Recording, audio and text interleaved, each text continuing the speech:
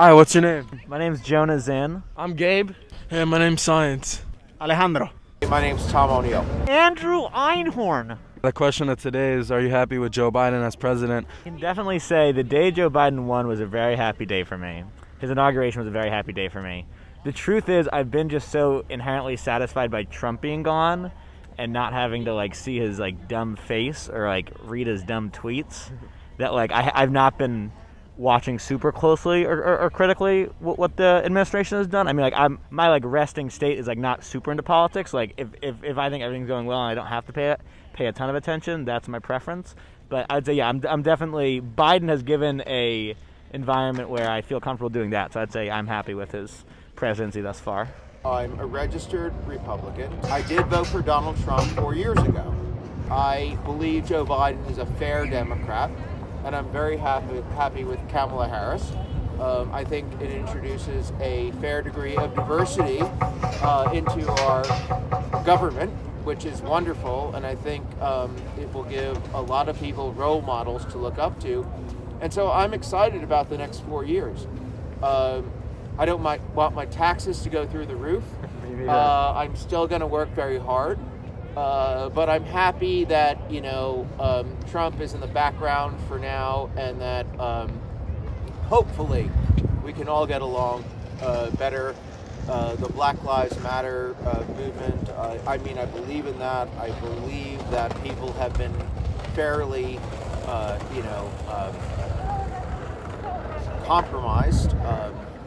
Our system definitely has some structural issues in it. And I'm hoping we can figure all that stuff out. I think I'm a fair-minded guy, and those are my political views. I didn't vote this time. I'm a Republican. I do support Joe Biden in terms of his ideology. I think he's a well-balanced man and a fair man. And, this is America, and I think we'll figure this all out. Are you happy with him as president? Yeah, I am. I was definitely not a Trump supporter, and I'm very much, I would consider myself a Democrat, so I'm happy with the fact that a Democrat won. And I'm happy with Joe Biden as he's done. But I would like to hear what you have to say. Are you happy with Joe Biden as president? No, I'm ecstatic with Joe Biden as president. I think Compared to Trump, of course, compared to Trump. I like Joe. I think he's the right man for the job now, which seems like a cliche, but I think it's true. His experience and calm demeanor are kind of the best things. I'm not going to say they're perfect, because no matter what Democrat is in... Do you think his demeanor is a little too calm, maybe? Or? It's expected. He's old. He likes to hug men. He loves to hug. He's a toucher, feeler, sniffer, and that's okay. Yeah, it's not a bad thing to have a lover in the White House, right? A lover in the White House? Yeah, you said he's a hugger, a sniffer. That's a lover, right? No, these are not. A lover implies sexual interaction, like Bill Clinton had. He was a lover in the office, down below. What do you like about Joe Biden? I think he's smart. I think he has a lot of experience. He's a little bit progressive. It probably took him a while, but issues like gay marriage, the environment, helping our economy by keeping us money. The environment is huge with me, and I like the fact that he's not afraid. I'm hoping to take action and get it approved, because I feel like our planet is just cooking and it's bad, and we need somebody aggressive. So I'm hoping with Congress that the 51 votes, they can pass legislation. What do you think the federal minimum wage should be? Because Biden plans on creating a 5-year deal to make it $15 an hour by 2025. What do you think of that? Or 2026? Yeah, I think $15 is too much. I think it should be... That's interesting. Should be $14.99. What do you think the federal minimum wage should be? I've worked in the state of New York before at minimum wage, and the state of New York has been at $15 an hour. Yeah. Ultimately, I don't think there's, I read a statistic a couple years ago that nobody can afford rent, 2-bedroom rent in any state on the minimum wage for each state. $15 an hour is a good start federally. There's always the question of how do you afford that? Do you have to hike people's taxes for that? How do you get to a $15 an hour wage that's sustainable? But it's a start, and I think people need to start earning a living wage on minimum wage jobs. I think the way we're going with wage growth compared to inflation is unsustainable ultimately. What do you think we should do? Absolutely, 15 at least. The fact is, one thing that rich people do not do with their money is spend it. If you have someone who's making in the high 6 figures and in the 7 figures, they're saving so much of that money, after taxes, obviously. They're not spending that much of it. if you increase, and even if you increase their income, they don't. If someone goes from making $700,000 a year to $1 million a year, their spending is not going to increase drastically. If you give someone a raise from where they're making $10 an hour, making 15, you're going to see a drastic increase in their spending, which stimulates the economy.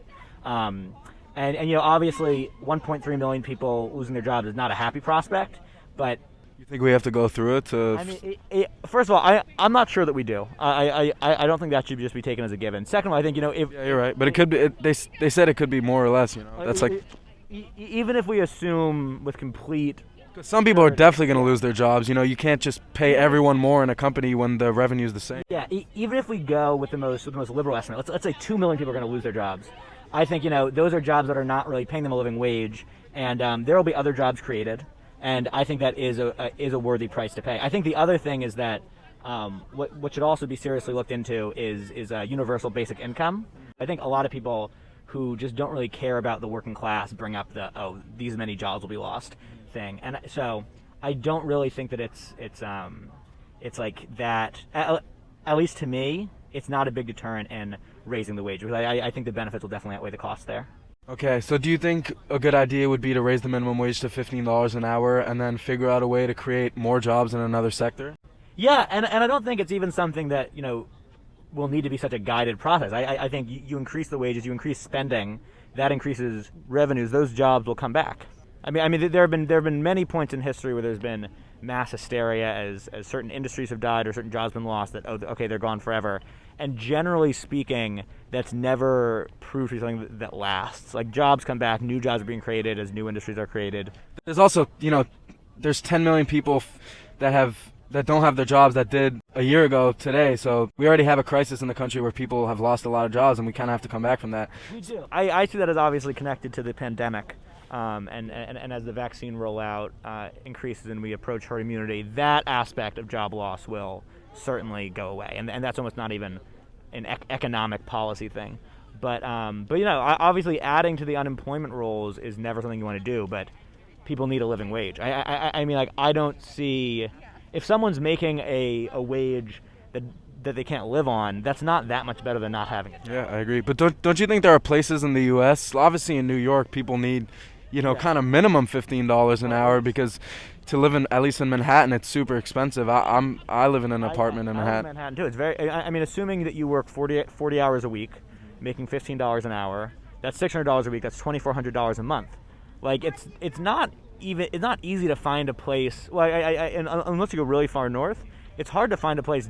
Definitely below the park, where your rent is even close to $1,200. I mean, my rent is certainly more than that. So is mine. So no, I think that, and I get that, like, in other cities, like I have a friend who lives in Connecticut, and his rent is like $500 a month. But I still. Do you think that it should be federal to have $15 an hour, or should it be by city or by state? So I work in affordable housing. And what you generally want, what's considered like a sustainable housing situation, is that a person is not spending more than a third of their income on housing.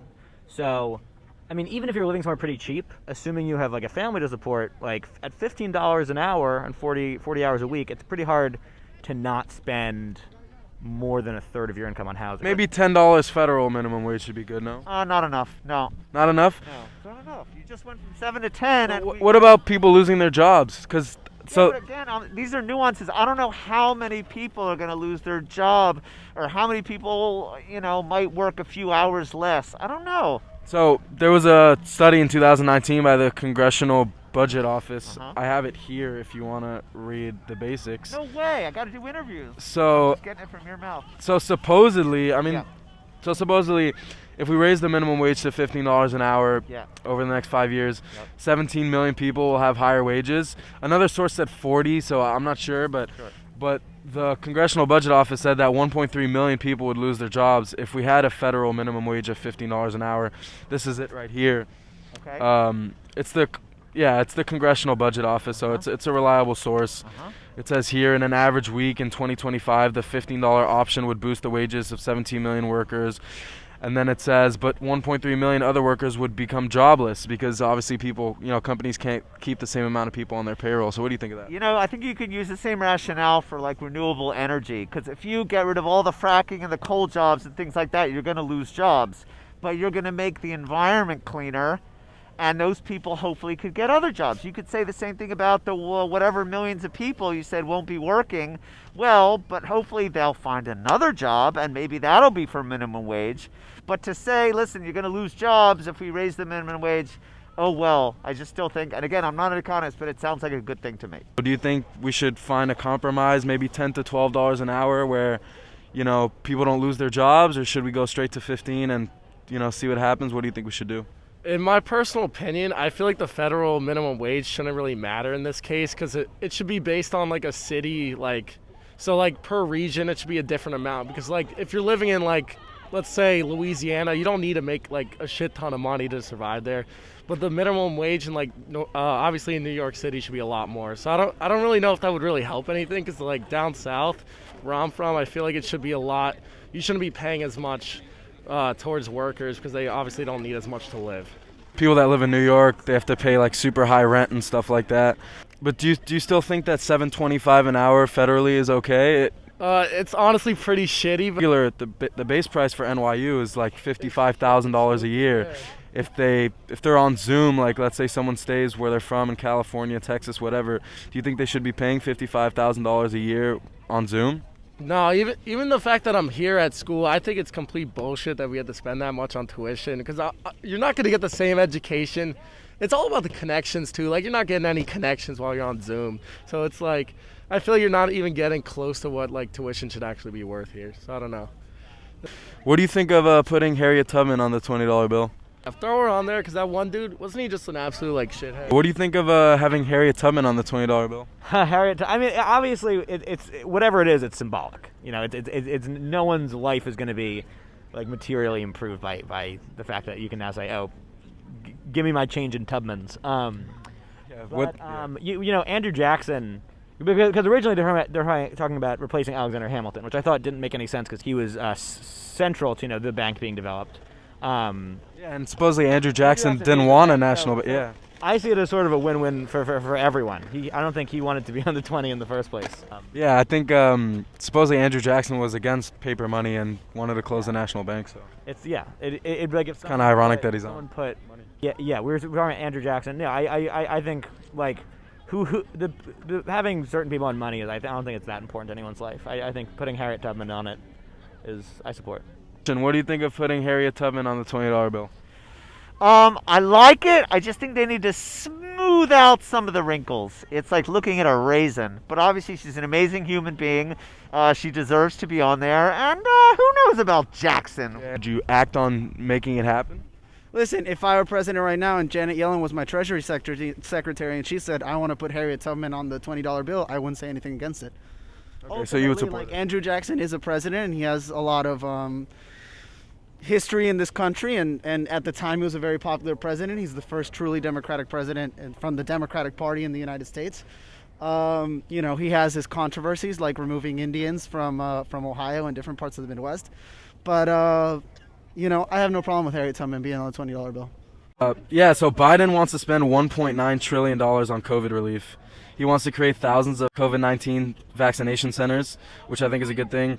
He wants a $1,400 stimulus check for, working Americans, and he wants to increase and extend the federal unemployment support. Do you think $1.9 trillion is too much? Because when I saw that number, I'm not going to lie, it was a lot. But at the same time, I think COVID relief is kind of the most important thing, the most pressing issue that we have at the moment. What do you think? I think this would be actually great for the economy. People are going to spend money. I'm trying to get that stimmy. I don't know if I'm getting that stimmy, but I really hope so. I doubt it. But do you pay taxes? No, I don't pay shit, so I don't know. Probably not. I'm probably not getting anything. I don't even have a job. I'm unemployed. I don't do anything. Do you think it's good that we're getting 150 million people vaccinated in the first 100 days if he's successful with it? Yeah, 100%. I mean, I think, we're currently in the midst of a health crisis, an economic crisis. There's a lot of things happening related to COVID. So insofar as that can ameliorate the health crisis and it can ameliorate the economic crisis, I'm confident that this vaccine's a good thing and that as many people as they can should be taking it. So I think that's great. Biden has decided to vaccinate the prisoners in Guantanamo Bay before us. Yep.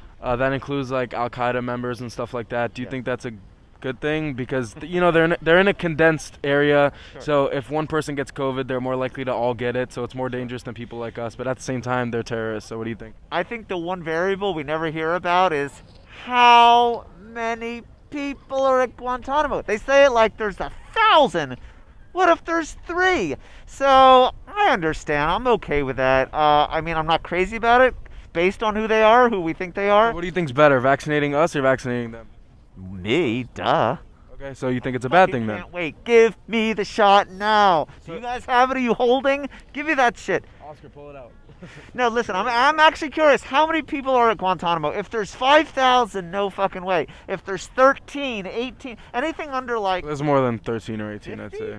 No, I think there's more. I don't know, Oh, but really? All right. maybe we should look it up. Damn. Because you say the same thing about prisoners. I mean, you talk about Guantanamo Bay, but we heard prisons around the country. That's got to be hundreds of thousands. So do they get vaccinated first? I don't know. Cut their dose in half and go, all right, you can get it, but you get less. I mean, I'm fairly against Guantanamo Bay, period. But Like not it being like people like I- closing it. yeah, I think it's it's set up in a way that's purposely leaves a lot of gray areas as far as human rights violations. But Such as? But that's probably well, I mean, just based on its location, they don't have the same rights that American prisoners have. They're prisoners of the U.S. government who don't have the same rights as that, and that's the whole Why don't they have the same? Guantanamo Bay, just legally. Because it's outside the mainland. Yeah, because outside U.S. I mean, it's still in the U.S. No. No, it's in Cuba. Oh yeah. Okay. Yeah, you're right. You're right. I mean, that's the whole purpose of Guantanamo Bay, is to allow for allow them to do things interrogation-wise that they couldn't do in America. But that's a whole other conversation. I definitely think that obviously it's bad optics. Someone from Al Qaeda getting it before a health worker or something. But the fact of the matter is, those people are in place in an environment where the spread, once it started, would be very rapid. So as weird as it sounds, I do think it is wise to vaccinate them. I mean, I'm basically. So who should be vaccinated first, you or a member of Al Qaeda that's in prison at Guantanamo Bay?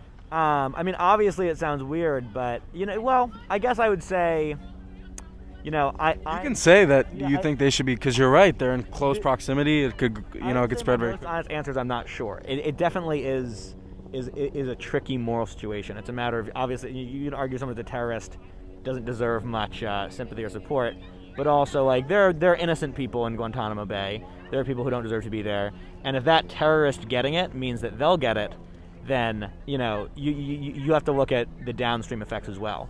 So if only for the sake of those people, I would support him getting it, because the way my lifestyle is set up, I'm in a position to really not really transfer the disease to many people if I get it, whereas they're not. Do you think you should get the virus before a member of Al Qaeda who's imprisoned at Guantanamo Bay?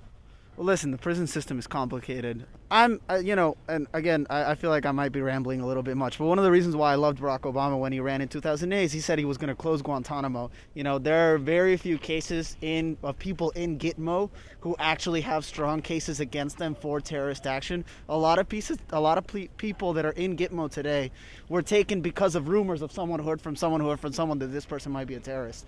So, But they were convicted, right? not everyone in Gitmo has been convicted. Oh, really? Yes. Not everyone in Gitmo. How do you get imprisoned without being convicted? Well, we have all these different acts in the United States, like the Patriot Act and a couple of things, and ultimately, at the end of the day, in international warfare, and for people who are not citizens of the United States, the laws of the United States don't have to apply.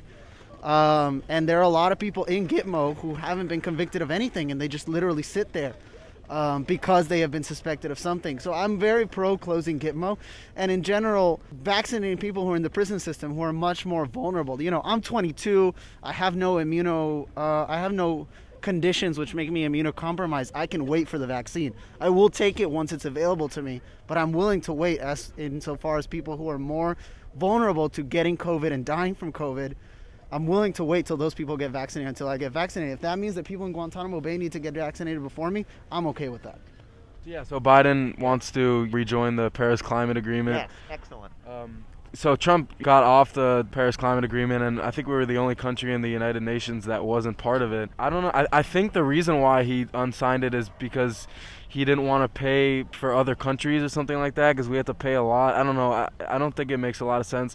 I think, renewable energy and our environment is one of the most pressing issues with, COVID and stuff like that at the moment. So I think it's a good thing that we're getting back into it. I think Trump didn't want to pay for anything. Anything that cost the U.S. money, he thought was immediately unfair. The UN, the climate agreement, Iran, no matter what it was, he's like, America first, we're tired of shelling out money. Now, there could be some truth to that. I'm not an economist, so I have a feeling maybe the U.S. has been a little heavy, but he just did not want to spend money. And he doesn't believe probably in climate change. I bet he does, but it's easier to say, no, it doesn't exist. If it doesn't exist, we can dig more coal out of the ground. We can not have windmills that mess up the ocean environment. We can frack. We can do all the things that keep the jobs for the lower and middle class around, which is true, but as a progressive, you got to move on and train and find new jobs that they can do without digging coal out of the ground. Make giant windmills the size of the Eiffel Tower, which they're doing. Put them offshore in the hundreds. Wind farms everywhere. We could power half the country with this windmill and turbines and solar. Come on, man. U.S. should be leading the world on this. Why do you think Republicans don't want to be in the Paris Climate Agreement? I think that is part of it. I think that the Republicans have a weird view on what they view as is America cuckolding itself, and I think they see any concession we make to foreign powers or with foreign powers, even if we're both agreeing to the same thing, they see that as political cuckoldry. So I just think they sort of need to get over that look. Yeah, if they want to control trade in the whole world, they should be able to control renewable energy in the whole world, right? I do think what's true is the Paris Climate Agreement. It's not that it asks too much; it's that it needs to ask more. It needs to ask more of places. Yeah, like supposedly it's only stopping. Yeah. It's not bringing the CO2 levels down. America's a big, powerful voice, and they could be a voice that in the context of the Paris Climate Agreement is making countries like China also comply with the rules. So I absolutely support our being in there and being a vanguard within the Paris Climate Agreement. Well, thank you for coming. I appreciate you. Of course. I hope we can shake hands. Thank you so much for taking the time. I appreciate it, man. Interesting. Yeah. If I can shake your hand. Yes. Thank you very much for coming. Have a good one. You too. Look out for him. He's a good interviewer and a good interviewee. That's a hard combination to find. Thanks, man. I appreciate it. Yeah, and Have a good day. He's definitely put in the work. You see, he's got his own merch. Support his merch. Buy his merch. Like, subscribe, comment below. Yeah. Big shout out to Sean.